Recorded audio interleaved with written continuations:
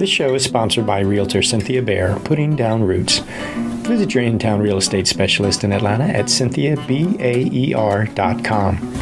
And Wonder Shop, a co-working community and after-hours who knows what in Candler Park. Check us out at wondershopatl.com. You are now tuned in to the Good Gracious Show. Welcome. Howdy, Good Gracious family. It is Tuesday, March 13th, 2018, and this is podcast 100. Cue the trumpets and the fanfare. That's as exciting as it gets, but it's centennial. I don't know, centenary. It's a major mark. Been working at this for a while, but it's awesome that I've been able to speak to so many incredible Southern musicians, artists, and changemakers in the short time that I've been throwing it down. And I hope more of you spread the word. It's a great place that we live here in the South, and Atlanta is the heartbeat of it all, in my world at least. And I'm just so excited and glad that I can do it. So, reach 10,000 downloads as well as 100 episodes. You know what? If I die tomorrow, that's another thing to check off the bucket list, right? Somebody's doing my eulogy, take a note. So, on this episode, I got to sit down with Anicka Austin and talk about her dance project that is really creative in how she's doing a multimedia kind of presentation on this and working on something with some amazing friends and contributors to give, a kind of a video, a live experience, and really connect with people's hearts and their souls. So she is a very big mover and shaker, I believe. You're going to hear more from her. And then I also sat down with a friend, Seersha, musician, producer, songwriter, wonderful person all around, and talked about her new direction in the music that she's creating and how she likes to collaborate and find other people to bring into the spotlight. So a couple of folks that are really working to bring others along with them on their journey, and really pretty fascinating. So it's kind of a short intro this week, but I'm glad to have you here, so enjoy.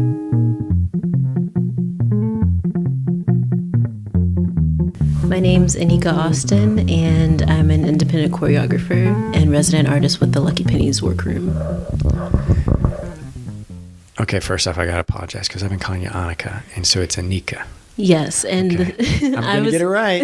I'm going to get it right now. I was going to say something, but then I remembered that on the front of all the podcasts, people introduce themselves. So I was like, actually, we'll know in a second. It'll work out. It's always good to know how to pronounce your guest's name, and you should probably start with that, as I've been mispronouncing your name for a while. But anyway, so how did you get involved with Lucky Penny? Well, do you know anything about the Lucky Penny as an organization here in the city? No, even better. Look at you. You're asking me the questions. It's a presenting company, and it's run by Blake Beckham and Melina Rodriguez, who are two just wonderful dance people in Atlanta. And Blake basically started a company so that she could present her own work. She's also a choreographer. And so now the Lucky Penny has the Workroom, which is a residency for 10 artists. Right now there's 10 of us. And the studio space, our working space, is only for the artists who are resident. So no one else works out of that space. And we get educational opportunities and shows that we have every year at Emory, and just really the opportunity to be in community with other choreographers, which is very rare. I was going to say, that seems like it'd be rare, but it could be awesome if everybody's kind of open and into that. Yes. Some people might be a little more reserved and not want everybody to know. Even the reserved people, we don't work at the same time because that would be chaos. Yeah. But so the space is open. There's a schedule, and we go in one after another. Where's the space? It's in East Point. Oh, okay. Nice. In Wagon Works. Is it an old warehouse kind of structure, or? I don't know that it was probably a factory, but now it's turned into kind of a multi-use business building. So there's a hair salon downstairs. Nice. Yeah, there's a lot of things going on. But so did you apply to be part of this residency? Is that how that happens? Or are you invited, or what happened? Well, yes, to the last one.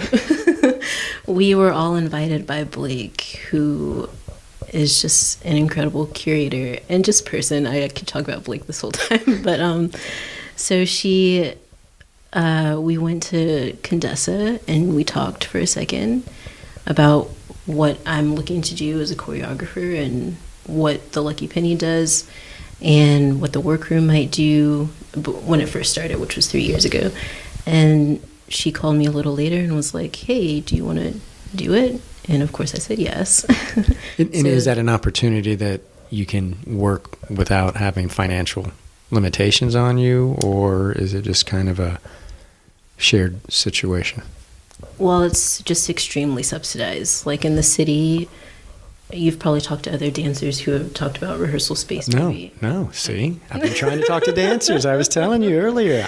Yeah. I can't get a lot of people to talk to me about things. Well, there's tons of them. So, yeah, it's like impossible to get affordable working space anywhere. But so our rate is $5 an hour, or I think it's even less than that. I think it's like $4.50 or something an hour to rent space, and so it ends up being just a very, very small fee every month. Right. And if nobody's in the space, you essentially have it. It's not like it's not a shared space in that way. So you have the space when you need it, and that has been just like incredible. Wow. And kind of unheard of. Yeah. And how long have you been a dancer yourself? I started in high school. Well, technically, I started when I was a toddler, and I just bawled my eyes out in ballet, and my mom said I didn't have to come back. She was like, we're not coming back here. Yeah, and so I quit at a very young age and then started back in high school because I went to a magnet school.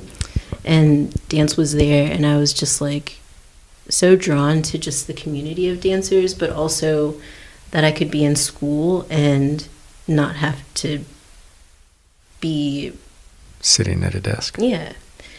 Kinesthetic learner. Exactly. Of sorts. Exactly. Yeah. And I just found a lot of refuge in that space and the people. So did you go to ballet? Did you gravitate toward ballet, or did you? Just wondering. Well, we had to take ballet. Okay. But it turns out now I'm huge about ballet. I love being at the bar. I'm not a ballerina, but it's one of my favorite things, actually. That's funny.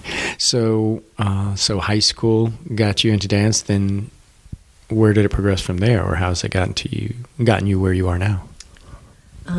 So I went to Georgia State for psychology and started dancing with, like, Georgia State doesn't have a dance major. They used to have a minor, and I don't know if that exists now, but so there's a small group of people who did kind of contemporary and experimental dance, and so I danced with them for a while and realized, oh yeah, I kind of want to keep dancing. So I decided to go to Kennesaw, which has a huge dance program now, which it's huge.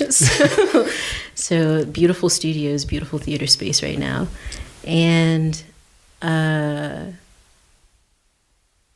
so yeah, I was going to major in dance and psychology and attempted to do that in the first year at Kennesaw and failed careers in psychology. And I was like, that must be a sign that I don't need to be in this field. Yeah.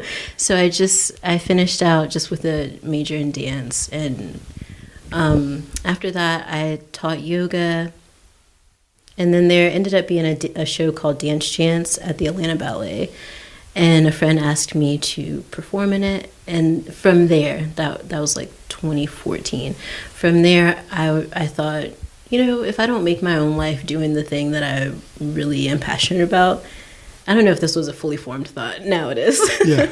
If I don't make my own life doing the thing that I'm passionate about, then what am I doing? And how will I, infuse love into whatever I'm doing if I don't do the thing that I love, So from there, I just decided to pursue choreography, which I've always done in my head, just like my whole life, I think. And then this residency, and I feel like that has just developed me into more of a person who thinks in a artist on a tract of kind of like, I want to make art and be in community in that way. That's how I want to live my life, and I think that that's what I'm good at. So I should probably stick with it. And now I'm here, so that's what's happening. So what are you working on right now then as a choreographer?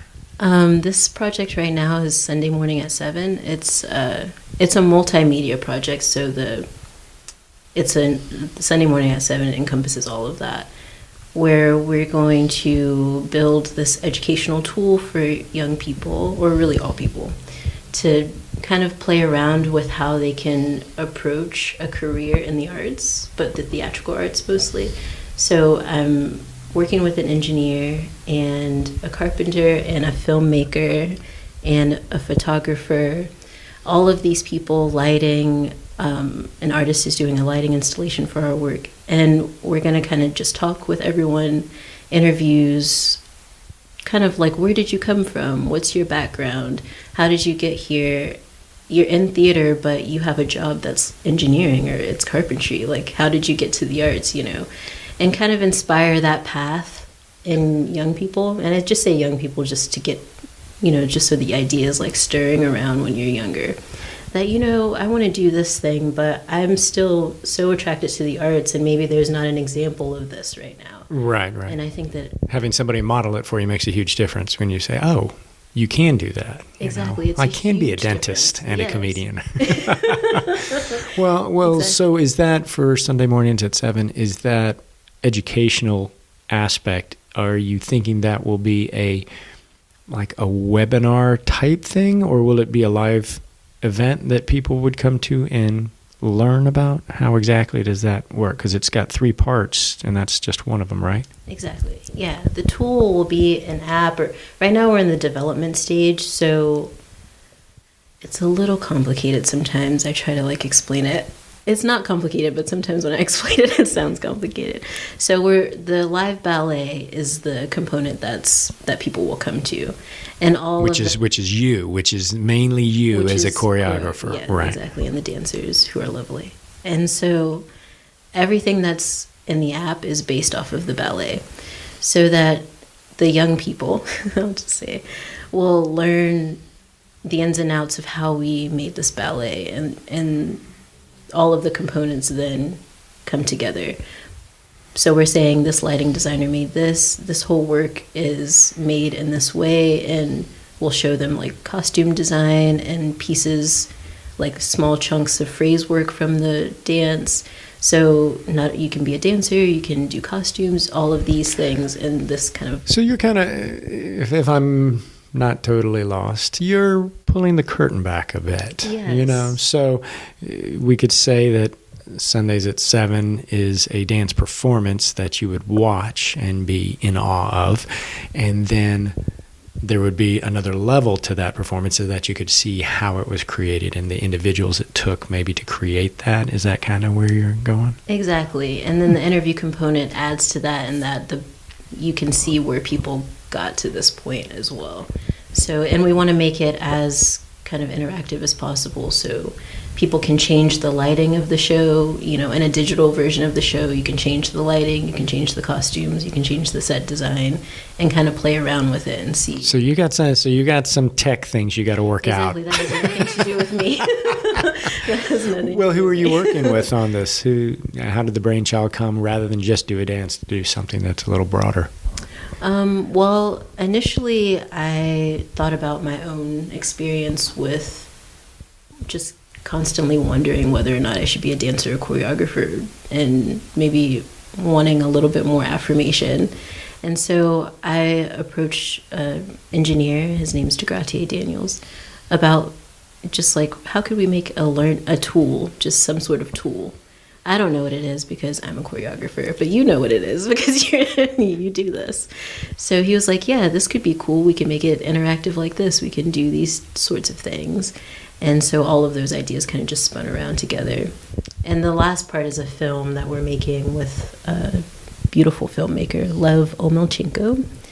And that will just be a film of the performance itself. Yeah, well, it'll goal. be a film that is based on the themes of the work of what we're working on, but it actually won't be a film of the performance. It'll be in location, different places. There's a screenplay. It's a whole thing. Wow. Yeah. You're creating a little media empire that has nothing to do with dance. But it all revolves around dance. Without the dance, you wouldn't have all the other pieces.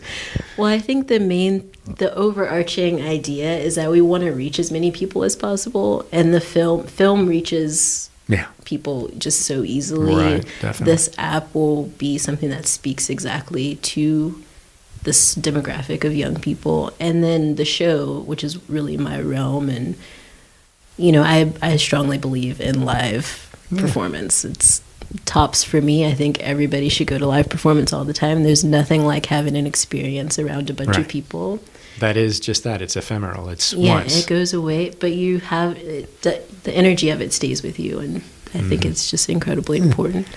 So, as a choreographer, obviously, I'm not a choreographer. If you didn't notice, I mean, I don't have a scarf. I don't have anything. Tap shoes, a bar. It's the scarf. It's all about the scarf. How do you envision a piece like the one you've done Sunday at 7?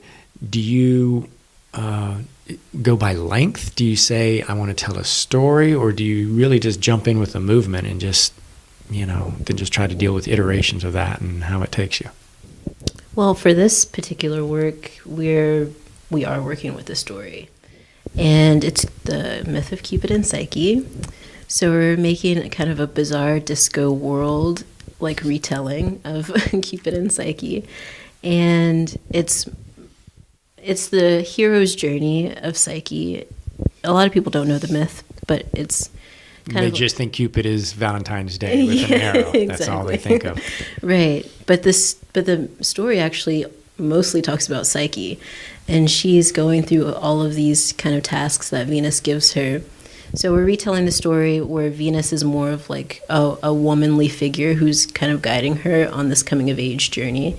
And all of the women in this work are either kind of landscape or these forces that are helping her grow in a certain way. So there's all the turmoil that comes from growing, but then there's this beauty.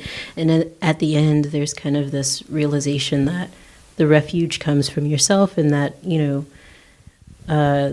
this form of beauty that you're looking for, sensuality, it's all within her after this journey. So the storytelling is guiding the movement, and the storytelling is guiding like the visuals and aesthetic of the work. And we really wanted to play with themes of kind of women's bodies as political, especially right now. Just the sense that you don't, in some climates, it feels like you don't own how you are in this world as a woman. And one of the things that I'm thinking a lot about within this, which is also why I think the myth is interesting, because I feel like it kind of has a lot of pockets in ways that you can address contemporary issues. But for me, kind of two examples that immediately come to mind are feminine products being either taxed or unhealthy because there's like bleach in them or these types of things. Just like the health of women's bodies is literally under attack in that way. And so we're representing that in a lot of ways through this story. We're like making it a 2018 hero's journey, and what do we have to deal with in 2018?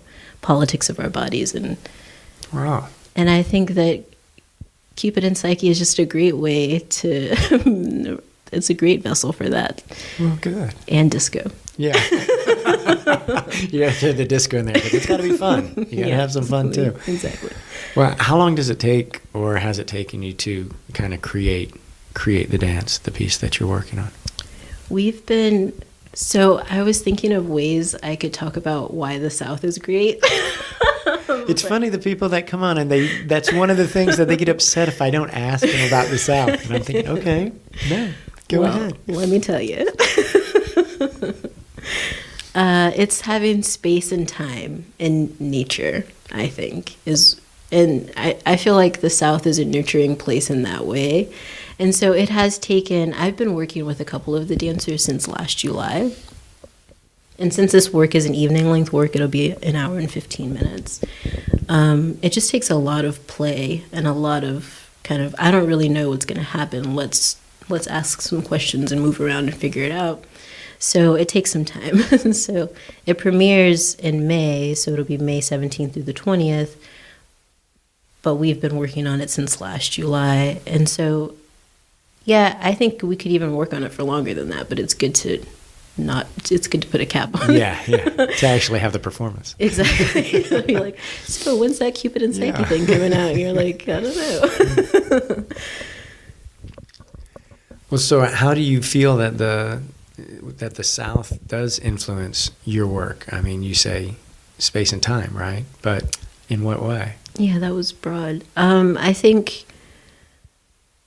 Is it the pace of life? It's the pace, yes. Pace is a good word. I think Atlanta still even now has a good balance of, you're moving and you are inspired and you feel energetic, but you can also go have lemonade on your grandma's porch. So I feel like that balance for me is just really important. Anytime, ask anybody I've ever lived with in New York. They will tell you that I won't sleep. I just cannot sleep. It's just too energetic for me. Not in a bad way. The frenetic energy of the city just kind of it feels like it's vibrating really quickly for me. So I need that too, but the balance of it here is just like, it's really spot on for me. And I think that the values of that aren't lost on people, where we don't need to be moving fast all the time. It's okay. Like, slowness does not signify something less. It's actually time to kind of absorb. And I think even these ideas have been distilled in such a beautiful way. I mean, talking to all of the people collaborating in this work and having time to meet and drink tea and kind of distill has made this such a rich process and a rich experience making it, that is definitely informed by the pace of our region. I think that that's very important. How many dancers do you have are part of the performance? There are 10. But we also have a lot of people who pop in and out who just enjoy being part of process. So there's always somebody else adding more to the conversation. Is it if you were to perform this on 5 different nights, would it look different each night? Is that what I'm hearing, that there's a certain aspect of maybe improv or spontaneity that comes in? There's a lot. We've been doing a lot of experimentation that says to me, hey, maybe this isn't going to be a set thing that we do. Maybe we're just so, maybe we understand this game we're playing so much that we can play it in front of people, but it doesn't ever turn out the same way, so that the game is the thing and not a phrase or something like that. So yeah, I am really interested in, I don't know. I don't know. Well, I guess it's good that you're a choreographer who's okay with that, because I would think there are some who would say, no. You do not move there. You do not come in here. Yeah. Well, if people want to learn more about the performance and the other projects that are swirling around it, such as the video and the educational aspect, what's the best way for them to get that information? They can definitely, we have an Instagram Sunday morning at 7. We have Facebook Sunday morning at 7. And my website is AnickaAustin.com, and they can go to AnickaAustin.com/Sunday morning at 7.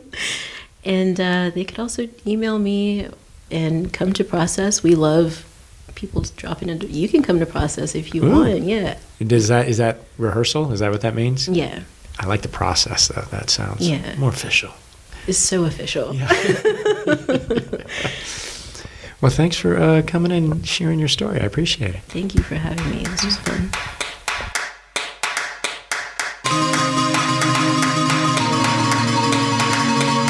Hey, Boyd, I'm Seersha. I am a producer, recording artist, and kind of general DIY creative based here in Atlanta, Georgia. All right. And we know each other from past lives a little bit. That's right, yeah. So it's good to reconnect. Thank you. Same to you. So what is it that is your main motivation these days? Is it the creation or is it the producing? Or is there something more? Yeah, I think so. The way I got into production is just kind of being tired of not being able to articulate to other producers what it is that I wanted for my sound. I think when we sat down before, I still was working on kind of a more acoustic driven project. Not long after that, I spent about 6 months in Nashville thinking that I wanted to work towards a publishing deal and just write and kind of get out of the artist thing. And what happened there was a lot of soul searching that brought me back to Atlanta with a mission to find my own sound and really do musically what I wanted to do versus just kind of defaulting to acoustic music because that's all I kind of knew how to do at the time. So it's been really fun to just dive into. I started working in Ableton. This is October 2016, and I moved back to Atlanta, just kind of like locked myself in a room and turned off all my social media and started making some demos. So the record, I put out a record. Well, let me ask you something first. What happened? So what happened in Nashville? Because last time we talked, I could sense, as much as you enjoyed performing and creating, you felt like the writing and maybe the songwriting was the power thing. And that was something I really love to do. Yeah. Yeah. So is that what you were trying to lock in there? I was doing a lot of writing, a lot of co-writing, to kind of build my songwriting portfolio and do the networking. And like I said, I thought that what I wanted was to get that pub deal and just be somebody who, you were on the hook to write songs whenever. all the time. Yeah. Yep. I hated writing like that. I was going to say, because now it's a job. It's not a passion anymore, right? Right.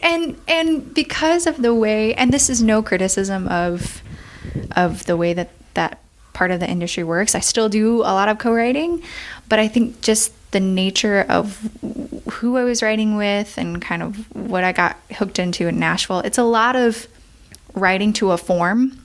And that's what I don't like. I like to have a lot of freedom. Thing that but that's radio, right? Yeah, it is. It is. It's true. But I got tired of having those conversations. Like, we can't say that because it's not radio. Like, if I was going to hear that one more time, I was going to explode. So, well, it's because you like to curse a lot in your songwriting, right? That's what it was. It was all the dark themes and twisted mentalities. I keep it clean, but I do like to write in a way that's that's me. Right. It's interesting. Which is an artist's way of writing. Versus. Yeah. And that's why the A&R guys don't hear a single out of it, and you don't matter anymore, right? Exactly. That's exactly. How it goes. So in a past life, you weren't Seersha. Mm-hmm. So do you mind me asking how this came about? This nom de plume sort of thing? No, I love telling the story of the name. So we talked a little bit about Nashville and kind of writing to a formula. So something that was at the top of my mind at kind of the beginning stages of this project was just wanting a lot of freedom and giving myself complete creative freedom to make songs the way I wanted to. And I happened to see Song of the Sea. I wish I could remember the writer and director, but he's Irish. And there's all the matriarchs on my dad's side of the family are Irish. And one of the characters' name is Seersha. So I looked up what it meant. And it means freedom. And I was like, that is just too perfect. And there's no artists on Spotify with the phonetic spelling, which is important, right? Yeah. Yes. I could find the domain. You So I have was to like, think, you have to think these things through these days. the business side of my brain is like, okay, this is, it's just kind of all came together. And something about the spelling sort of makes me think of like a Korean, pop band or something. Yeah. So it's a little bit of an homage to my two sides that way too. Kind of neat. Yeah. Well, I mean, there's a good story there. Thank you. Yeah, that's a little nugget, the Song of the Sea thing. Great movie. Wow. So that's interesting. So I'm sorry. So then you were saying that you came back, you locked yourself down. Yep. You started pushing what is your sound or discovering what it is. And you came up with, an EP or a few tracks or? It was a 6-song EP, and I put out 3 singles, each with a video. The first one came out just a little over a year ago. This song "Wasteland," and I actually edited my husband helped me shoot the video while we were out in Las Vegas. We drove out to the Grand Canyon, and on the way we just sort of stopped and got some pretty desolate images. No, I've seen it. Yeah. Yeah. I was wondering where you shot that. So now that's the story behind that. Wow.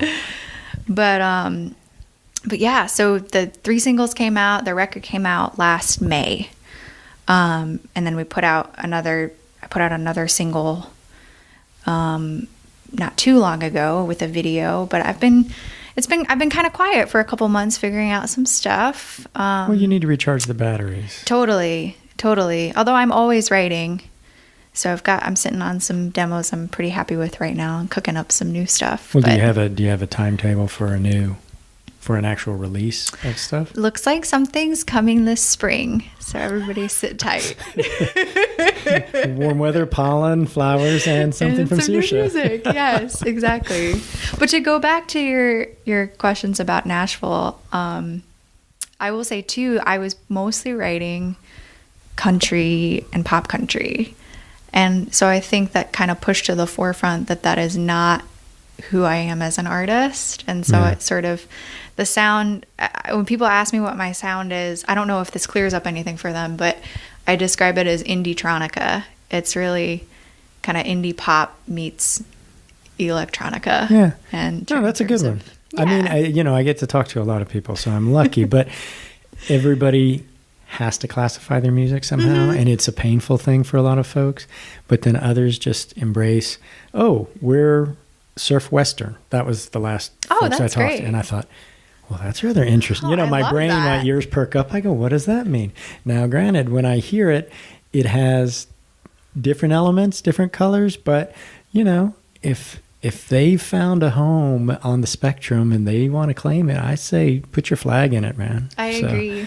So it works. And, that's how you broaden people's exposure. Right. By pushing it out there. So what got you into from going, was it listening to other artists or starting to realize maybe what you really enjoyed more in sound? How did you go from acoustic singer-songwriter to indie-tronica? Sure. I think so. Another piece of my Nashville journey was meeting a lot of amazing people who kind of helped me figure out, some things to look at to help me figure out that sound.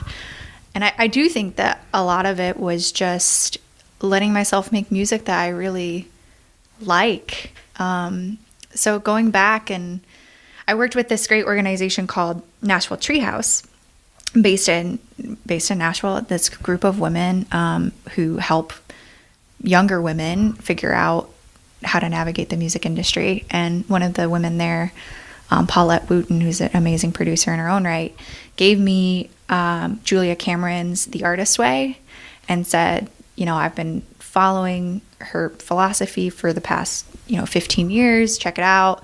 So I did the 12-week process, and it's really kind of an artist rehabilitation. And there's all of these exercises to look at, what your inner artist really wants to do and kind of breathing life into that side of your soul and letting it emerge. And so I spent a lot of time looking at, what was the music that I really loved growing up. Like, what am I naturally drawn to? Not what I think I should do or what I think I should like. Or what people tell you you should do, because everybody's got an opinion. We know that. Exactly.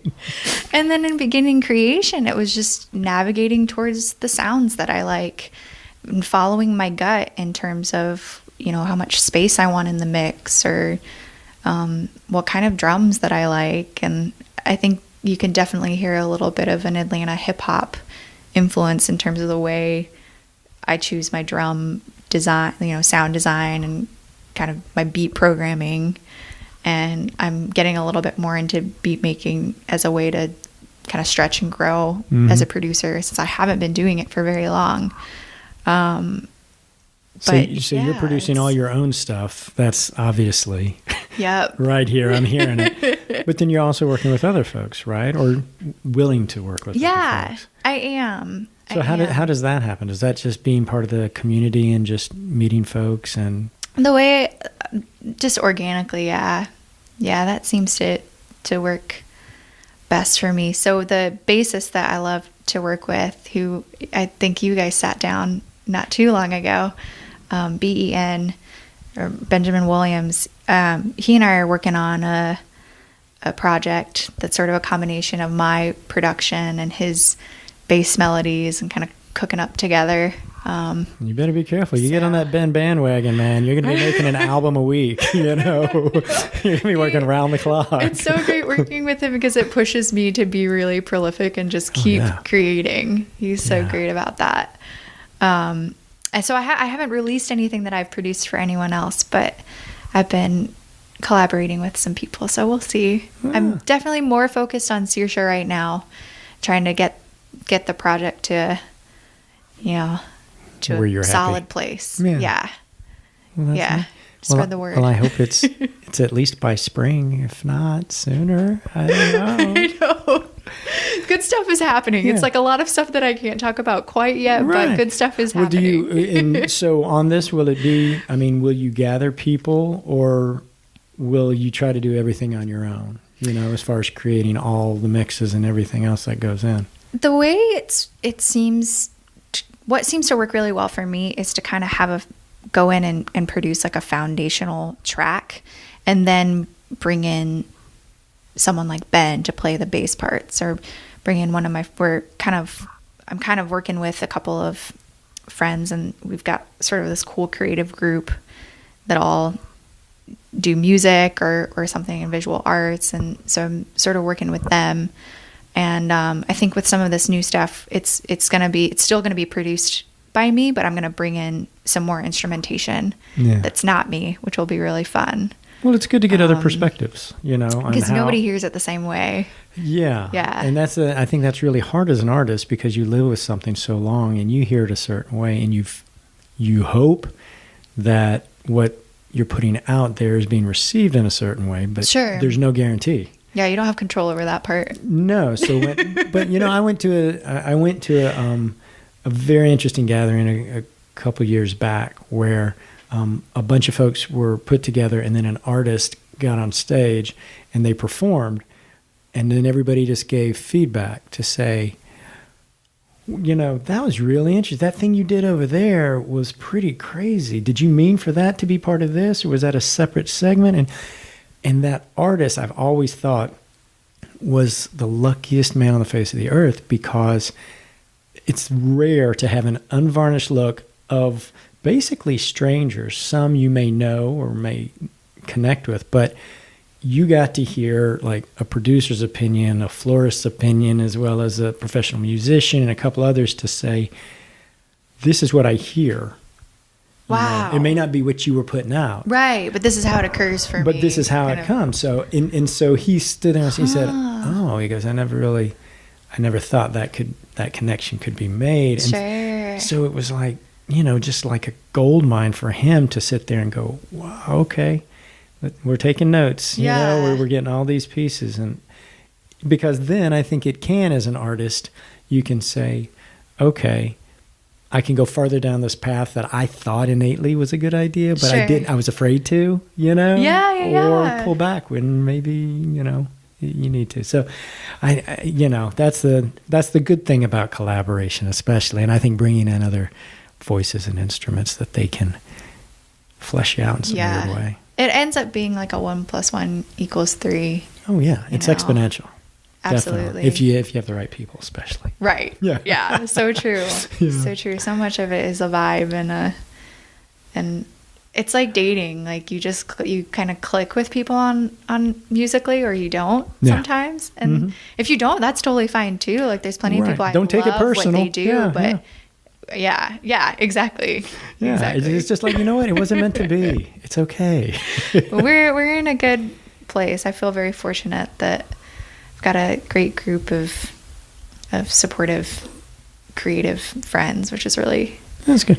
So really are you great. going to be, do you think when you put something up, will you be gigging more or start and put together maybe tours or anything of that level? I would love to, and to be honest, to tour outside the country. Probably next year is most realistic, because the UK and Scandinavia seem to really get Seersha. Got some great traction there with press and blogs. But to be honest with you, I'm just waiting to see what's really viable. Yeah. And the internet, it's such a weird time that we're in, where the internet is your best access to fans. So if I can build enough clout that it makes sense for me to invest in a tour, I will. And if I can't, then I'll do some stuff, in the Southeast and a little bit in the Midwest, where I've got some roots and connections, and enjoy that and build that way. But as much as I love to play out, I got so burnt out playing when it didn't really make sense, and touring when it honestly didn't really make sense for me, and playing to rooms that were empty or half full, or not really the audience that I should be connecting with. So I want to be really intentional. Oh, but well, that's probably smart. Yeah. I think it's smart. You save that energy for the people that need it. You know? But I'm always writing, I'm always creating, and I know that will always be a part of my life, whether I'm touring or playing out or whatever. Or producing, so that feels or good. whatever. Yeah. Well, if people want to find out about your release or what's going on, what's the best way for them to do that? I'm super active on Instagram. It's Seersha, Seersha music. That's my website as well, seershamusic.com. And you can find me on pretty much every social media but Snapchat, because I can't figure out how it works. Well, don't worry, there'll be another one for you to not understand any minute. Right? Yeah. Oh, well, thanks for coming by today. I appreciate Thanks it. for having me. Yeah, it's always good to sit down.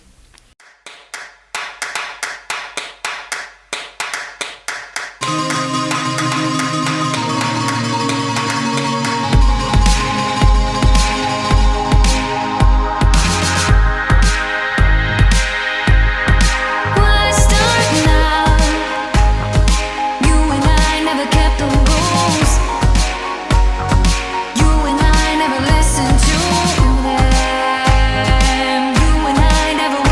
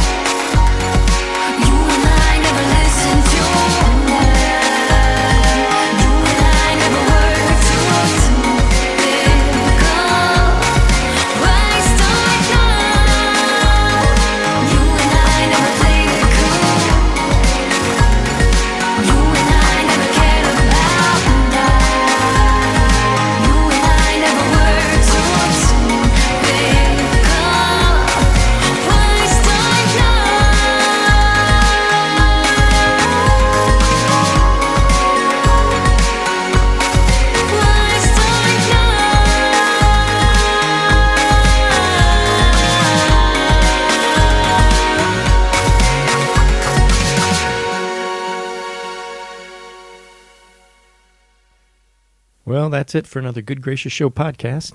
Hope you enjoyed it. Aren't they terrific? I mean, Seersha, her music is, it's interesting to see the evolution of what she's done over the years. And really looking forward to the dance. Hey, I forgot to mention, got a new Good Gracious Show live show coming April 28th at the Switchyards Downtown Club in Atlanta. So keep tuned. I'm going to have more details on that, but I will get a ticket link up soon. Mark your calendars, tell your friends, rope in your family, get everybody to come on down and have some fun. Some live music, some comedy, some spoken word, some poetry, some storytelling. You never know who's going to be there, what it's going to be, but it's a great night out. It's Southern fun for everyone. You can always find out more and listen to more podcasts at goodgracioushow.com. You can follow our Twitter at GG Show Atlanta and be our Facebook friend at Good Gracious Show. And please tell some folks about it. If you enjoy this, give some love there on iTunes or any of your other responsible podcast units and say, hey, I like this episode. Comment and share with a friend, because the more good news it spreads, the better it gets. All right. And until next week, go hug someone, be a good neighbor, and we'll see you next week.